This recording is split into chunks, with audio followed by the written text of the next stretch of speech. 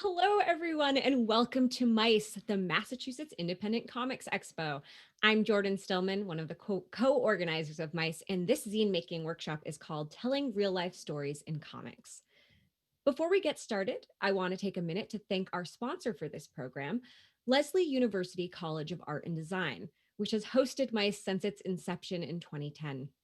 Lesley Art and Design recognizes the value in exposing students, alumni, future students, and the broader community to the varied world of contemporary comics, and considers MICE to be a critical partner in expanding the importance of visual narratives, transdisciplinary storytelling, and the role of artists and designers in society. We'd also like to give a big thanks to all of our arts advocates. These are major contributors who help sustain MICE and allow the show to grow year after year. MICE is produced by the Boston Comic Arts Foundation, a 501c3 nonprofit charitable organization that funds comic arts festivals, individual artists, and educational programs for the greater Boston community. If you like what we're doing here, please consider making a donation today using the donate button available in this session. At the bottom of your screen, you'll see a button labeled Ask a Question. Please use that button to ask or vote up any questions you may have throughout the session. Also, you'll see there's a chat box on the right-hand side of your screen. How about everyone just take a second and introduce themselves? What's your first name and age? We would love to know who we're drawing with today. Also, we will be streaming this panel to our Facebook page, facebook.com/MICEXPO, for audience members who would like to use the automatic closed captioning function that Facebook Lives offers. Also, if you choose to work along with us today, and we encourage you to do so, you can share your art with us through our MICE photo booth. When it's time, we'll be sharing the link to the photo booth with you at the bottom of the screen. Just click Attach File to upload or take a webcam photo of your work. And now I'd like to introduce our instructor, Sarah Mirk. She's an editor at the Nib, a digital producer at Reveal from the Center for Investigative Reporting, and the author of 5 books and hundreds of zines. Her comics have been published by the Nib, Autostraddle, NPR, and The New Yorker. Thank you, Sarah. Please take it away. Hi, everyone. Thanks so much for coming to this. And I just want to say thanks to all of the MICE volunteers who have made this happen. I've always wanted to go to MICE. I have yet to actually make it to the festival in person, so I'm really excited for the chance to participate online in this way. So thanks to all of you for your time and for making this happen. This session is called Telling Real Life Stories in Comics. We're going to do some collaborative learning here. That means I'm going to talk a little bit about my process for how I tell stories from my life and other people's lives in comics. And then we're going to do 2 drawing practices together. If you are intimidated by drawing and that sounds scary to you, that's fine. You can draw stick figures and never show them to anyone if you don't want to. If you are excited about the drawing part and you want to share your work, you can also do that. So what you're going to need for this workshop is 2 pieces of paper.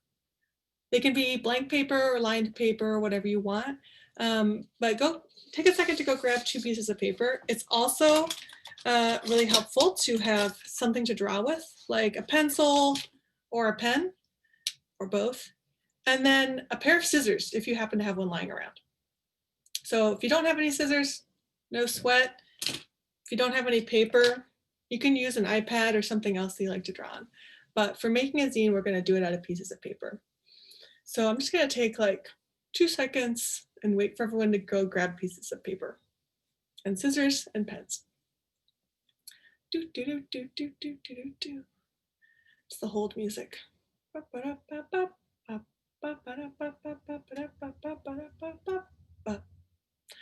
Okay, hopefully you have 2 pieces of paper, something to draw with, and some scissors. And I'm going to get started. I'm going to share my screen and do a little slideshow. So let's make that happen. Okay, can you guys see this? Just give me a thumbs up. Great. Okay. So this is my job. I'm a comics journalist, and that means that I tell real life stories in comics. Sometimes that's writing stories about my own life that then I draw. A lot of times it's working collaboratively with other people. Oftentimes I report comics. That means I go and interview other people and do a lot of research. And then I write a comic that either I draw or that somebody else draws. And then sometimes I edit comics that somebody else writes and draws. So my process is super collaborative, and I love working with people. I always try and like let my work go and not be super precious about it, but instead work in teams with artists and other editors and writers to make a really good end product, whatever it looks like. The two drawings at the top here are drawings I did of myself. That's a cartoon version of me. And that's a little comic that I reported for NPR about grocery workers during the pandemic and their experiences, like dealing with not great working conditions. But oftentimes I report stuff that other people actually wind up drawing. My tools are super simple. I love to draw just using a clipboard. Derp, right here is my fancy clipboard from Office Depot that I've covered in stickers, and then pieces of paper that I put on the clipboard. And then I use my phone a lot for taking reference photos that I draw from. And then I do a lot of research online. And I also, whenever I draw digitally, I use an iPad and a program called Procreate. Procreate, it's $10. It's my favorite drawing program, but always happy to hear other recommendations. I also put some apps up there that I use. If you're interested in reporting your own comics, those are two apps that I use to record phone calls and to transcribe those calls, because I do a lot of interviews. These are the places that I publish my comics online. So I do a lot of digital comics that are then published on these websites. The Nib, we publish political comics and nonfiction comics, so from artists all over the world. So the Nib publishes every day, which is pretty cool, and does comics from people from all walks of life from all over the world, talking about their experiences and also doing political satire. Reveal is a place where I work as a digital producer, and basically what I do there is like work as an art director, hiring illustrators to make drawings for different stories. And then I also worked on a nonfiction comic series that we published this year called Invulnerable that shared stories from the pandemic. And then I published some comics at the New Yorker that are just funny stuff. The New Yorker mostly publishes like funny cartoons rather than nonfiction comics entirely, but they do some nonfiction. I also publish my comics in books. So these are two books I published this year. The one on the left is called Year of Zines, and it's a collection of a project that I did where I made a zine every day for a year. So during 2019, I aimed to make and fold a zine every day, and we'll talk a little bit more about that in just a second. And the other book is called Guantanamo Voices, and this is a collection of oral histories from Guantanamo Bay Prison that I reported, and then a group of 10 artists drew those stories. So that book is much more serious and heavy, but is based on real life and shares some really important stories through comics. That was just published in September. So if you're interested more in nonfiction comics and comics journalism specifically, definitely check out that book. Okay, let's talk about zines. So if you've never made a zine before, you maybe haven't heard the word and have been pronouncing it Zine. It's a zine. It comes from the word magazine. And just like a magazine turns into a zine, a shortened form, it's a little shortened form of a publication. These are examples of 3 zines that I made during my Year of Zines project. I love making zines out of one sheet of paper that you just fold up into being a little booklet. But zines can take all different sorts of shapes and sizes. Sometimes they're like really beautifully printed multi-page works with like 30 pages or 40 pages in them. Sometimes they're made on a photocopier and cost like 20 cents to make. They can have like cool bindings out of ribbon, or they can just be stapled. Basically anything you independently publish that's got multiple pages and is made primarily for passion and not profit, that can be a zine. Here are my like basic tips that we're going to use throughout this workshop. These are pretty universal, and that's why they're pretty simple. But for me, the real goal of making nonfiction comics is to think visually. So oftentimes, if you're somebody who's a writer, you love to write a lot of words, the good and bad thing about comics is actually the fewer words, the better, in my opinion. If you can think of how to tell a story mostly through the images, that makes a really compelling comic. So think about, oftentimes you have to think about, okay, how would I tell this story just with just with images, or how can the images do like the heavy lifting for telling the story and expressing what it's about. I also recommend having like a lot of dialogue instead of just narration. A lot of times when we're making nonfiction comics, and I'm super guilty of this, it's a lot easier just to think of it as like, oh, I'm just going to have me thinking all these things. That's the storyline. As much dialogue as we can do is great. And then think about switching that visual perspective. So it's not just like a talking head or like one person's face the whole time. So those are some like ideas to keep in mind as we work through this. Okay. The first thing we're going to do is learn how to fold a zine. And this is what you need your sheet of paper for. Ta-da! And I'm going to show you how to do it on my speaker view. So I'm going to stop this presentation for a second and come back so it's just on me. Hello. Greetings. So you got your sheet of paper here, and this is a little bit magical. But what you're going to do is a series of folds that will turn this piece of paper into a zine that has a cover, a back cover, and 6 interior pages. So we actually have a link to a PDF template of this on Mice's website. If you want to go download a template and print it off yourself, it's in English and in Spanish. Check that out. Hopefully they can drop a link into the chat if you guys want a template. But for now, you just need a piece of paper. Okay, here's what we're going to do. You're going to fold it in half.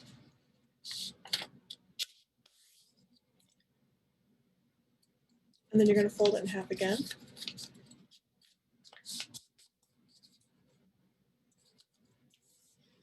then you're going to fold it in half one more time.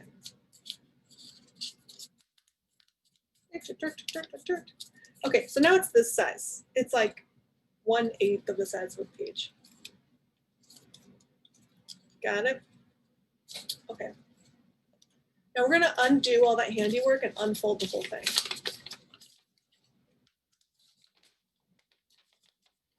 So as you can see, it now has like 8 rectangles.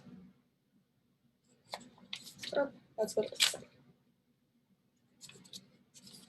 We're going to fold it over one more time. I think this is called hamburger style. Basically like this, the thinner side to the thinner side. And you have like a, see how one side is like an open mouth kind of, and one side is closed? What you're going to do is you're going to take your scissors, which you conveniently have, and you're going to cut between just the first 2 rectangles on the closed side. So like I said, this side's open, big mouth, the side's closed. You're going to cut between the first 2 rectangles on the closed side. It'll look like this. Little legs going on there. If you don't have scissors, you can just rip it. So sometimes I don't have scissors when I'm making these, and I just tear it very carefully. So that's totally an option to you. Okay, so you've cut between the first 2 rectangles. The only way to really screw this up is if you cut between the whole piece of paper. Like, don't cut the whole way, because then you have 2 pieces of paper in your hands and you're like, what have I done? Okay. So you've cut between those first 2 rectangles. Now you're going to once again unfold the paper. See how it has this like little slice in the middle? You're going to fold it over long ways. And that little slice becomes a diamond. See how I did that? It's just long ways, and now there's a diamond in the middle. And you're going to push in, steer through that diamond and just push in, derp, until it makes kind of like a star shape in your hands. The sides come together. And if you flatten it out and fold it over, suddenly it's a little booklet. I think of this as like a form of magic. It's really great. A lot of times people get stuck on that last part, so I'm going to do it one more time from the cut. Okay, so you cut it burp, burp, right between the first 2 rectangles, and then you unfold it.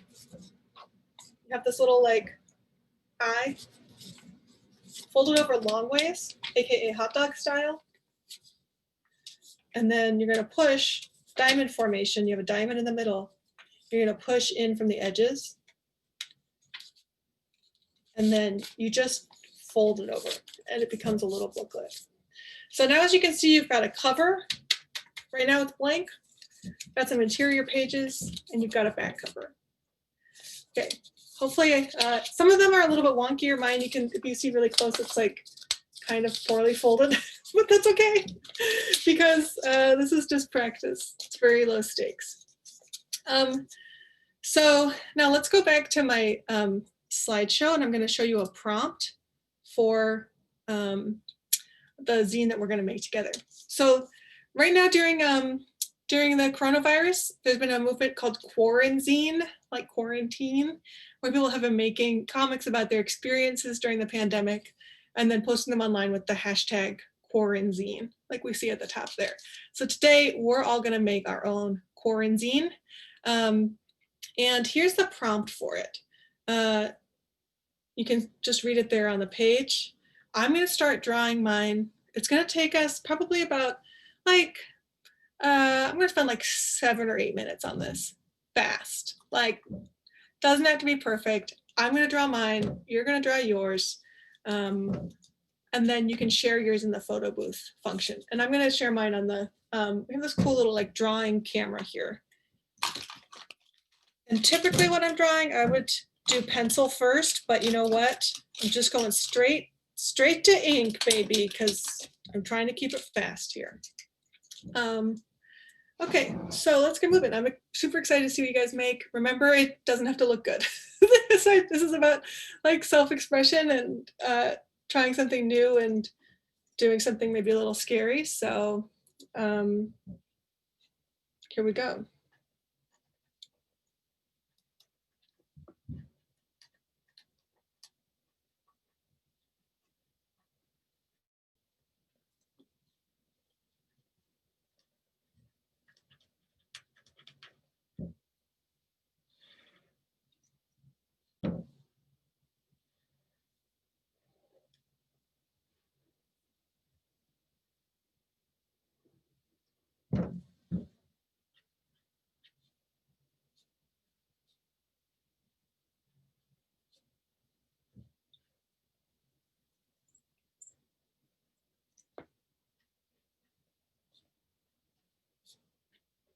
Since they just started working.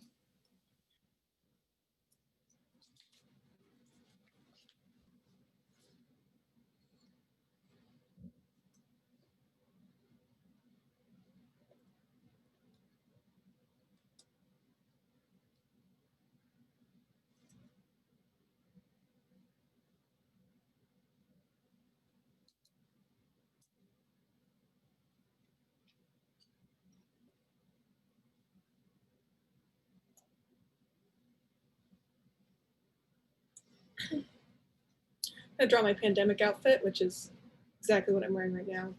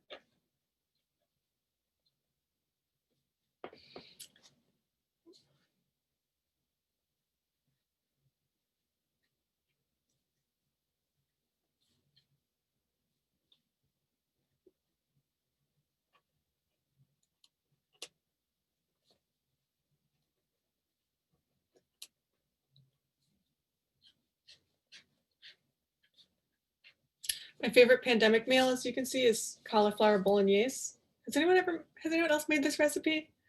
It's extremely good. I know the word cauliflower sounds bad. Like cauliflower bolognese sounds like an oxymoron, but let me tell you, it's really good.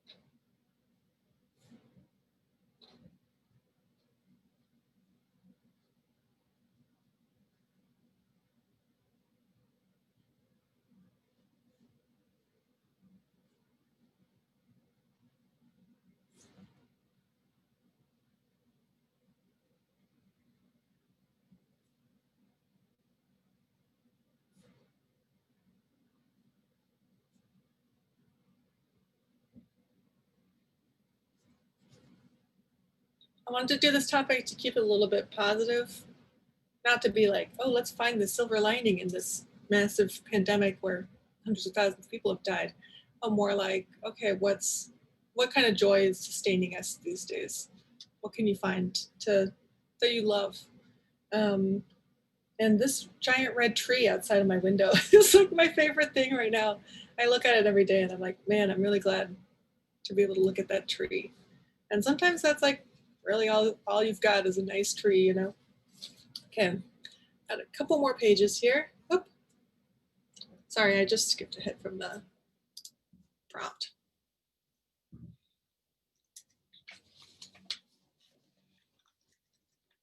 Mm.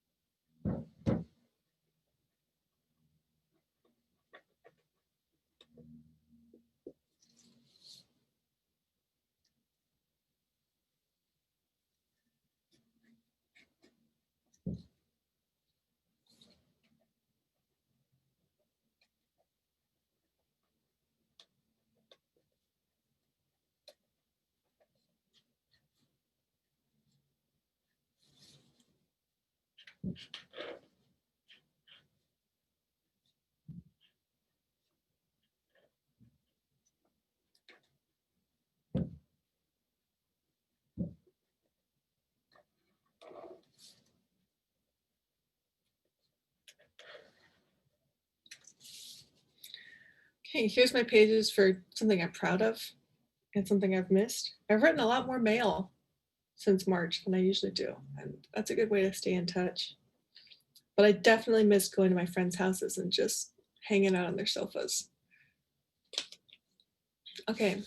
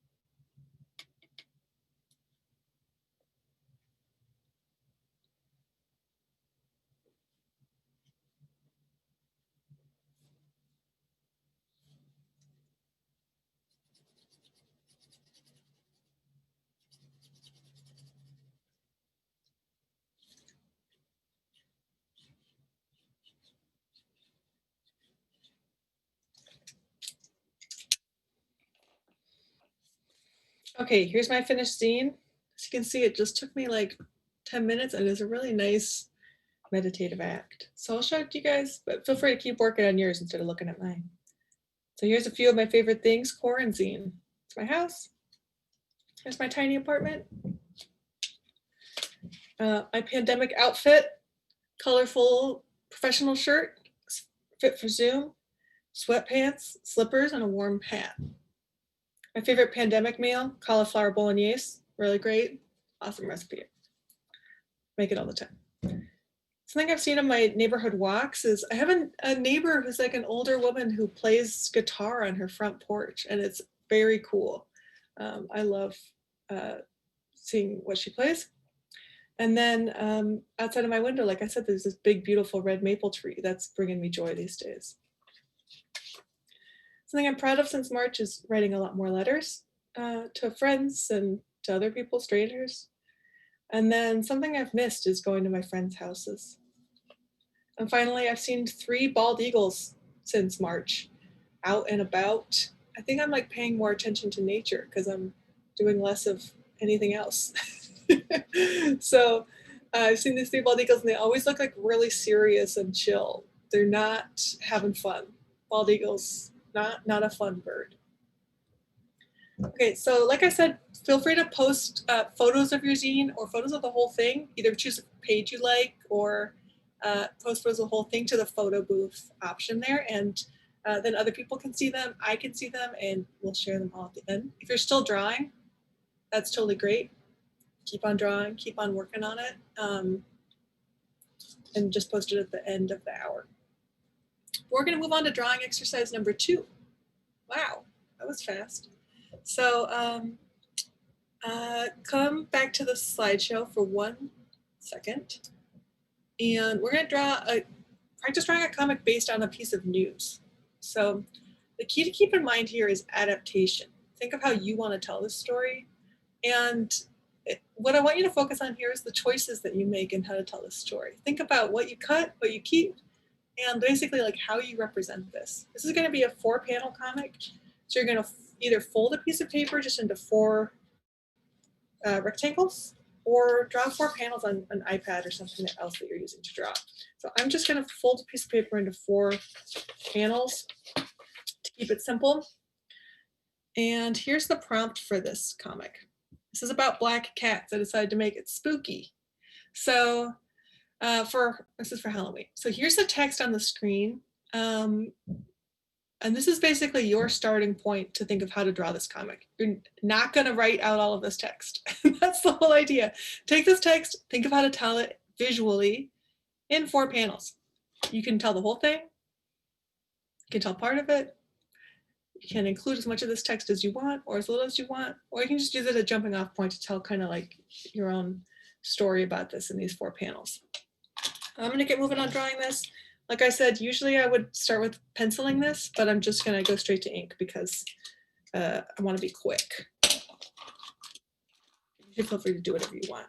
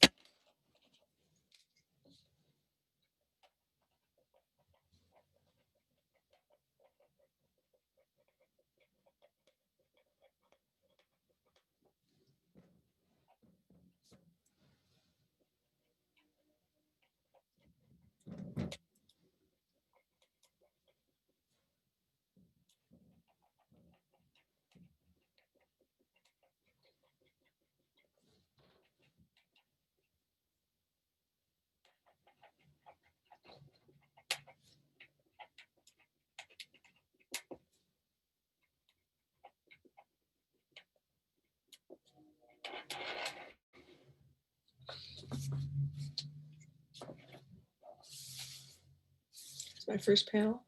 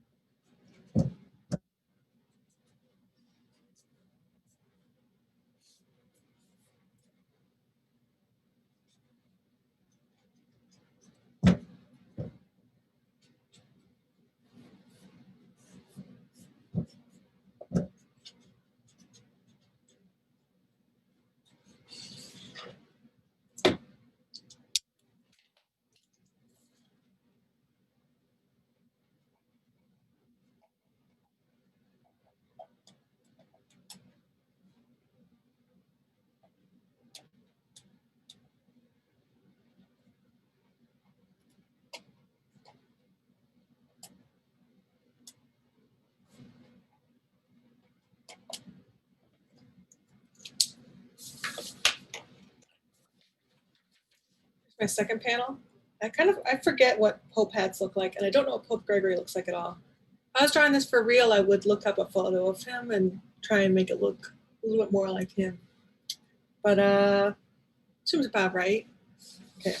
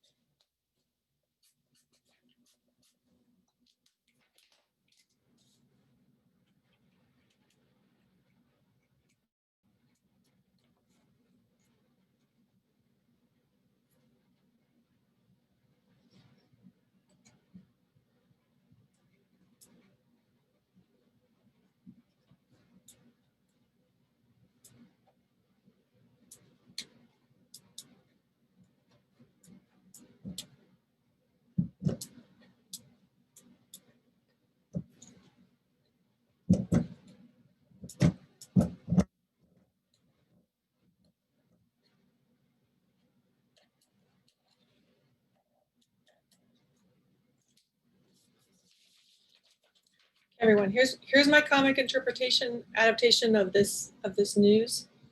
In panel 1, we've got black cats get a bad rap, but they were once associated with the goddess Diana, my pet. Pope Gregory the Ninth, Pope Gregory the Ninth declared black cats were devils. Devil. Then I switched to the cat's perspective. What did the cats think of this? He's right. I am a devil. Don't worry. All the best people in history have been called dangerous. Devils and proud. So in this case, you can see the choices I made here. I kind of stick to the historical script in the beginning, but then I decided to end by switching to the cat's perspective and then having my own opinion in the last part. And I turned some of this, I made up some dialogue that's associated with it. So these are all the choices that I made in drawing this. You should keep drawing yours for the next 20 minutes or so. Feel free to keep working at it and keep working at your zine. I'm going to go back to my presentation and show you some stuff. Hopefully you're learning by doing about what choices you can make in adapting a comic. Okay, so I'm going to come back to my little presentation. Sound good? Okay. I'm going to keep talking. If you have any questions, feel free to throw them in the chat or in the ask a question feature. And like I said, keep working away on yours as I talk. So what I just showed you is like a nonfiction comic that you make on your own that's like can be sillier or about your own life and experiences. But I also do reported nonfiction comics, which means I work as like a reporter. I go out and I do interviews and research and then make a comic based on it. Those are more serious and a bit more rigorous. Here's what my typical process looks like. Oh, sorry, it's going ahead. Here's what my typical process looks like. I do a lot of research by conducting interviews, reading books, reading articles, listening to podcasts. Then I write the comic. So I write the script for the comic and suggest images for each panel. Then I draw the comic or work with an artist to draw the comic. Oftentimes I edit that after each round, and then I publish the comic, either on a website, in a book, or on my own social media. So that's the process. People always ask, like, do you write or draw first? You write first, and then you draw it, because you need to know where you're going. So for example, I wanted to draw a comic about the wildfires here in Portland where I live. They were really affecting me a lot. And so here's just one panel from the comic that I drew. My first step was taking a reference photo. This is me wearing a mask to filter out the smoke. And I'm in a car. I took this while I was stopped. Then I draw a panel based on that photo reference. So you can see I tried to get all the details of the mask in there, for example. And it helps for the perspective on the car. Then I colored it. This is a pen in Procreate called Eaglehawk. Do the coloring. And then I add the text on the top. So this is text I'd already written out and I could just like write it in there once I finished it. So this is just one panel of my experience during the wildfires. I do the same process for reporting on larger issues too. So I did a couple comics reporting on the protests here in Portland that were against like police brutality and racism in June. So one thing to know about going to protests and trying to report on them is oftentimes people are worried about their anonymity. You know, there's a lot of privacy concerns with reporting on protests because people could be profiled by the police or by federal agencies and wind up in a lot of trouble for participating in protests. Very sad, but true. So comics are a great way to kind of anonymize the protesters. Well, I have this photo. I'm not going to publish this widely. Instead, I'm going to turn it into a comic that makes them more anonymous. So actually, comics are a really good way to get around privacy concerns with reporting on sensitive stuff. So anyway, I took this photo at the protest in June. Then I draw a panel based on that. The stuff that I try to keep realistic is like, for example, what everyone looks like, but then also what their signs say. So I wouldn't make up a sign because I want to be accurate to what people were saying at the protest. Then I color it, and see the color choices here are not like realistic. You can color people you can make whatever choices you want about your color palette. And then I add text at the top to explain like my experience of watching this protest and reporting on it. So here's what I think about it. I'll show a couple more images from this protest going through that process. And you can see the choices I made here. So here's a photo of a guy who was watching the protest. Looks like a restaurant worker to me. Derp. And you can see the final version is like an adaptation of that image. So it's not photorealistic, but it is like realistic in the way that it portrays sort of like how this person's standing, what his expression is looking like, and the kind of graffiti there. Here's another one. This was like people were laying down for 9 minutes as part of the protest on this bridge called the Burnside Bridge. So I took a photo. I did a drawing based on it. You can see I removed the car there because it kind of like disrupted the image. I'll go back one. So you can see there's the car there. And I changed the background a little bit, but mostly I tried to keep it pretty accurate. Then I made my own color choices about it. And then I added text. So you can see, even in doing something that's like a pretty reported comic, there are some things I try to keep really close to reality. And there are some things like the color that, that I do based on my own creativity. These are some good questions to keep in mind when you're writing a comic about like based on real life. How can you tell who's talking? How can you make clear where this is coming from? And what do you really want to keep accurate? And what can you be creative about? So this is like a kind of a long, wordy slide, but what do comics journalists based on real life? For sure, the facts of what happened. For sure, the quotes that I got there, either stuff that people said or stuff that I heard, or interviews that I did. The way people look in terms of their skin tone and hair and body size and posture, their clothing, the settings, and like slogans and signage. So I wouldn't like make up a sign, like make up a slogan and put it on somebody's sign. And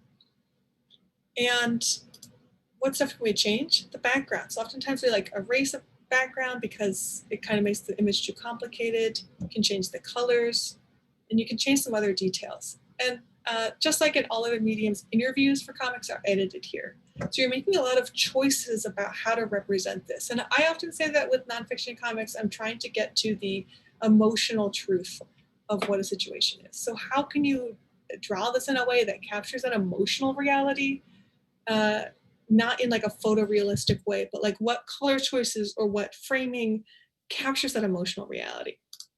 So here's an example of a comic that I worked on for the Nib with my co-editor, Larry Harris, and illustrated by Joyce Rice. So this is a comic that I wrote and then Larry and I edited it together.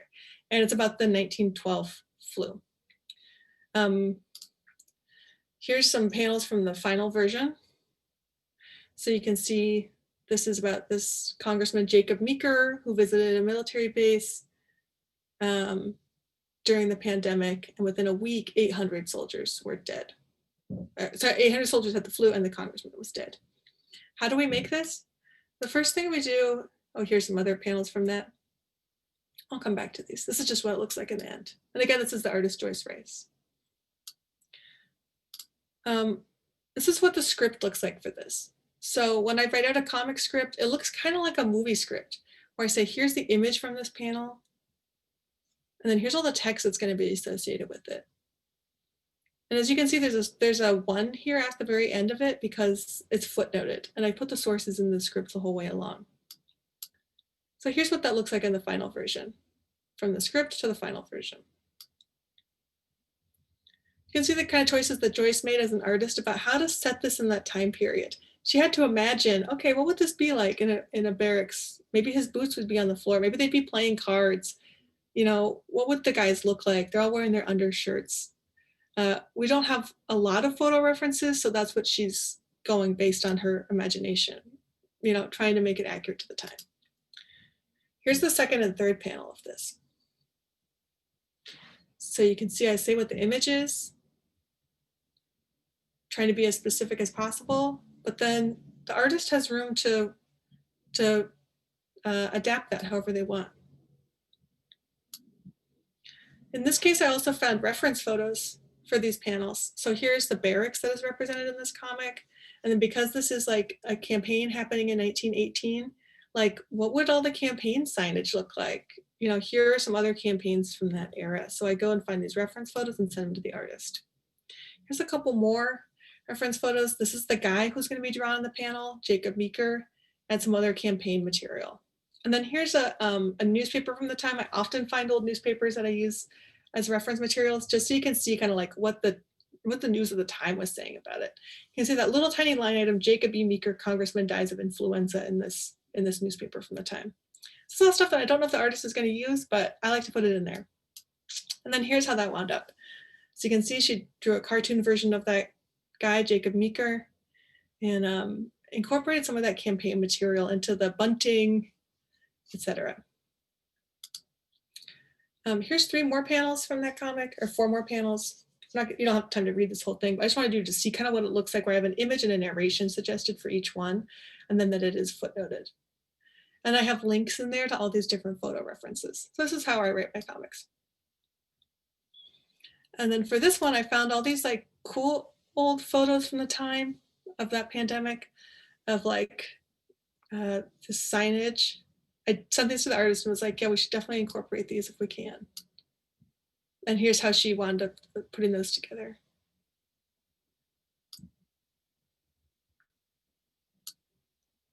Here's a couple more reference images I sent her. This is on the left-hand side, it's like a public service poster put up about how to not spread the flu.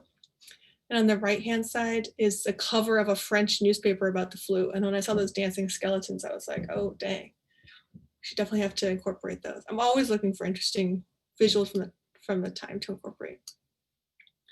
And 2 more newspapers that I sent to her and was like, maybe you can use these. What I wound up doing is drawing that public service announcement campaign, basically exactly the way that it looked, but in a cartoon version, and then a cartoon version of that French newspaper.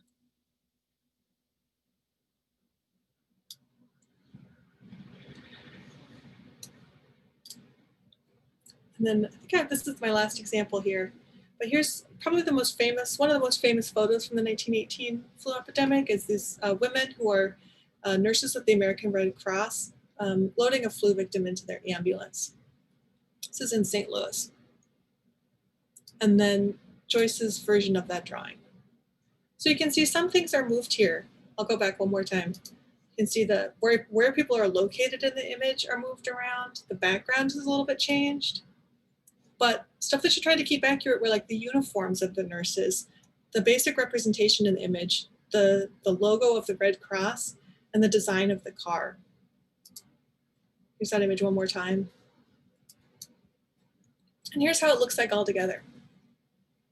So you can see you're always, as a comics journalist, you're always making choices about how to tell the story and trying to think of like, okay, what's really important to keep accurate here and what's okay to adapt in order to like tell the story in a way that makes sense for readers, that doesn't overwhelm them with visual information. Okay, that's my whole presentation. I'm excited to see all of the work that you guys made during this time. And this is my screen name on Instagram and on Twitter, open to questions and ideas anytime. I mostly post zines and comics and stuff. So why don't I see what kind of questions you all have asked, and I'm gonna answer a few of them here. And I would also love to see what you've put in the photo booth. So I'm gonna stop sharing and I'm going to go over to the photo booth now and look at what you guys have posted. And please send me some questions that anyone's asked. Awesome. Oh, cool. Yeah, we got some good stuff in the photo booth, and we have some questions coming in as well. So this is from Dresden. Do you have any zine exercises or tips for someone who deals with perfectionism? Yeah, I think a lot of people deal with perfectionism, and that's why in this workshop I just wanted to do something really quick. That's always my advice, is to like do a quick exercise and just get it out there. I also think it's good to engage in what I think of as like low stakes form of art. So something that's maybe just shared with 1 or 2 people. The best exercise I found for that is writing postcards or making zines that I mail to friends. And so in that case, I make something that I'm just publishing for like one other person. I'm writing them a postcard that I send to them. That feels lower stakes to me than making something that I publish online. Or making a draft of a zine that I share only with like 1 or 2 friends. And then from there, I can see whether I'm comfortable redoing it, making a new version of it. Maybe that was my first draft. Or if my friends love it, I'm like, great. I feel okay, I'm more comfortable sharing this online now. So that would be my advice, is try and figure out some sort of like low stakes way to publish your art for just a few people. and then from there, see if you want to share it online. And know that like I personally, like I love seeing people's work in progress, and everyone has their own drawing style. So don't feel like, oh, I should never publish anything until like my art looks just like my favorite artists. Like you have your own visual voice, and the world is better if you share it. So please get it out there. I don't really like my drawings that much. I always wish they were different. But I put them out in the world because people have said like, oh, this is important to me and this is meaningful to me that you share this stuff. So even though I always want it to be a little bit better, it's important just to get your voice out there. Awesome. Do you want me to keep asking questions, or do you want to take a look at the photo booth? Please keep asking questions. I'm looking at the photo booth right now though. As we go. Okay, cool. Yeah, the first one I see is from Sabrina Ruiz, and their favorite meal is chicken masala, which is definitely delicious. And I love the cactus named Mason. That's super cute. I love it. All right. Next question. What are some finishing touches you put on your zines for fun? Extra binding, for example, and that's from Ed. Well, that's really cool. What I've gotten really into in the last year is risograph printing. I don't know if you guys know about this style of printing, but it's kind of like somewhere between screen printing and a photocopier. I used to do a lot of screen printing, and it's pretty time consuming. And I like the way it looks, but I don't love the process just because it takes a long time. And I typically like screw something up along the way, and then it's like a failure. Risograph printing is a lot more forgiving. You do need to find a place that has a risograph printer, but a risograph is like a Japanese company made basically a version of a photocopier that uses ink instead of toner, and like does sort of a screen printing process. So I've been risograph printing covers of zines, and it's cheaper than screen printing, faster than screen printing, and looks super cool. So that's my current favorite addition to like up a zine's quality. Awesome. We love Rizzo here at Mice HQ. Yeah, the only main thing is you have to find a place that has it. So I live in Portland, Oregon, and there's like 2 or 3 collective studio spaces that have a risograph printer that you can pay to use, but you can't find one at like Kinko's. Exactly. All right. Our next question is from Jesse, who asks if there's a zine template you use on Procreate.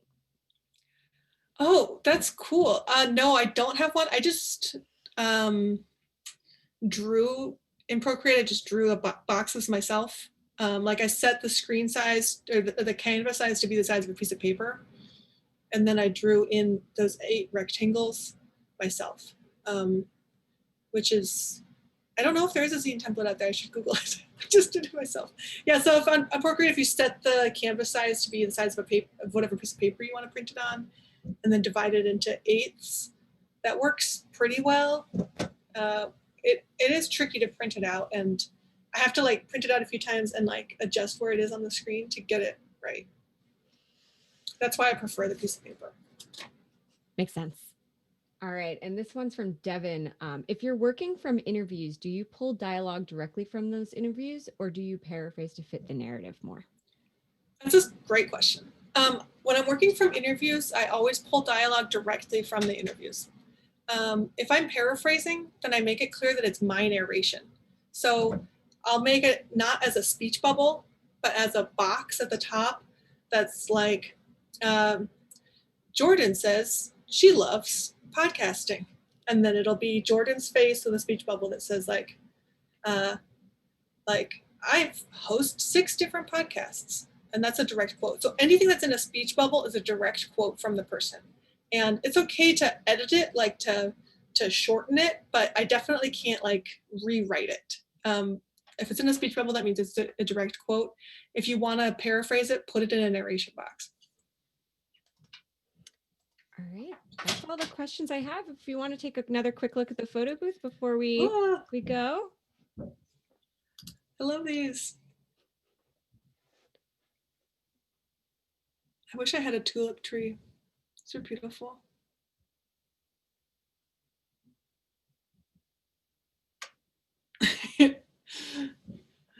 Awesome pandemic outfit, Katie.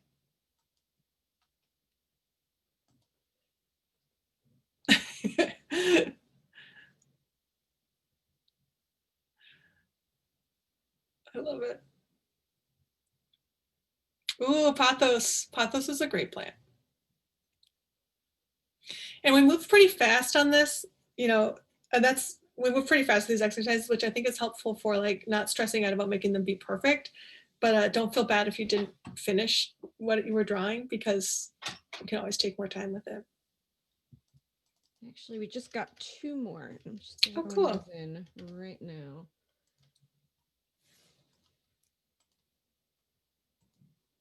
Oh gosh, they're coming in fast. And like I said, if you like the zine you made and you want to share it online, if you use the hashtag quarantine, or just go look at the hashtag quarantine on Instagram, you'll find like thousands of other zines people have made since March. And it's a kind of a cool community.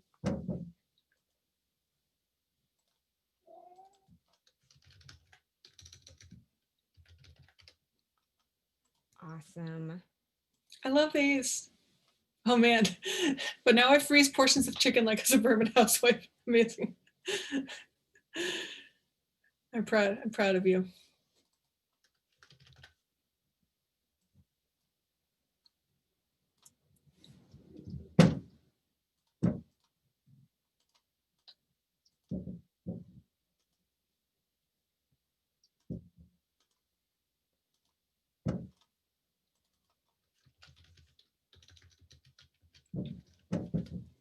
Thanks for sharing these, everyone. I love them. I love Devin's tired expression and like messy hair. Classic. All right, I think that's all we have for now. Cool. Well, feel free to hit me up online if you have any questions or ideas, or just want to show me something you made. I love seeing people's zines. I love seeing people's comics. And especially if you have like specific questions about a nonfiction comic that you're working on, I'm always happy to weigh in and give feedback to total strangers. So if you have any questions, just hit me up. And thanks again to Mice for hosting this workshop, and to all of you for coming and playing along with my maybe anxiety-inducing games. Thank you so much, Sarah. We really appreciate having you. All right. And thanks to everyone for joining us today. Sorry, as I'm frantically changing links below. Thank you for coming. So to order Sarah's book, you can click the link that I just added at the bottom of your screen and just click that button and you can buy Sarah's book. This session is part of the Month of Mice, which is a month of free comics programming, including panel discussions and workshops. Today is our last day. I can't believe it. But all of our programming, including panels like What's New in Graphic Memoir and workshops such as The Hero's Journey in 8 panels with Summer Pierre, are still available to watch online. And we have another session happening this evening starting at 7 p.m. Portfolio rescue for artists. So I hope you'll join us then. For a list of full sessions, visit miceexpo.org. That's MICEXPO.org. Or again, you can click that button to get to our website. And check out our fundraising raffle where you can win cool prizes like some Pitt artist pens from Faber-Castell and fancy drawing paper from Strathmore. Thanks so much for coming, everyone, and have a great rest of your day.